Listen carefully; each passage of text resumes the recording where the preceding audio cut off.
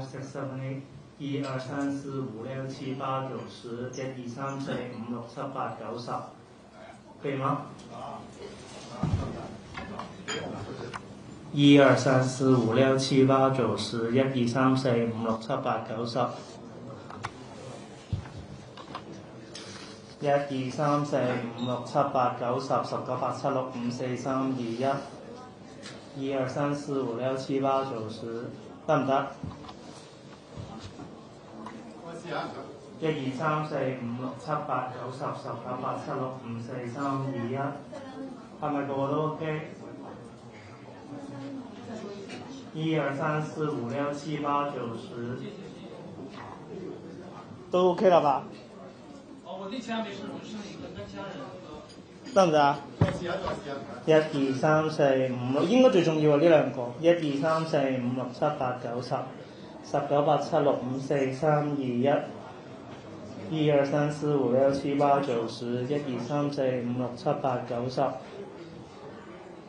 1 2 3 4 5 6 7 8 9 10 19 8 7 6 5 4 3 2 1 1 2 3 4 5 6 7 8 9 10 19 8 7 6 5 4 3 2 1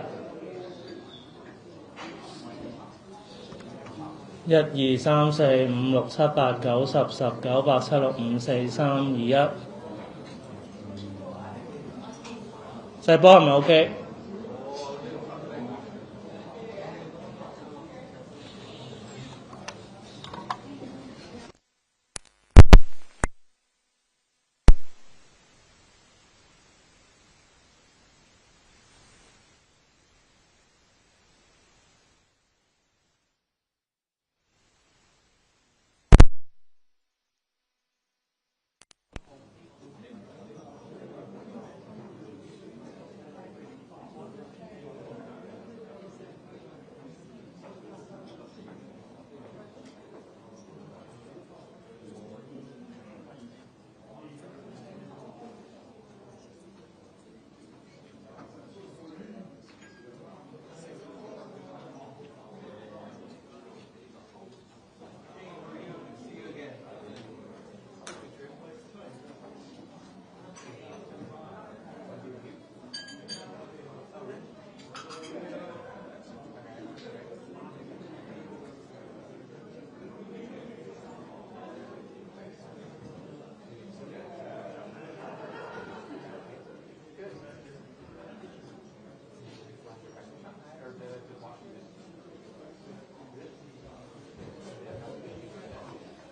7 6 5 4 3 2 1 1 2 3 4 5 6 7 8 9 10 19 8 7 6 5 4 3 2 1 1 2 3 4 5 6 7 8 9 10 19 8 7 6 5 4 3 2 1 1 2 3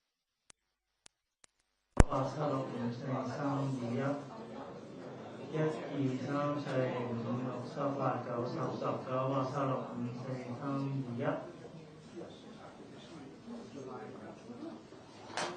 喂喂喂喂喂，1 2 3 4 5 6 7 8 9 10 19 8 7 6 5 4 3 2 1 1 2 3 4 5 6 7 8 9 10 19 8 7 6 5 4 3 2 1，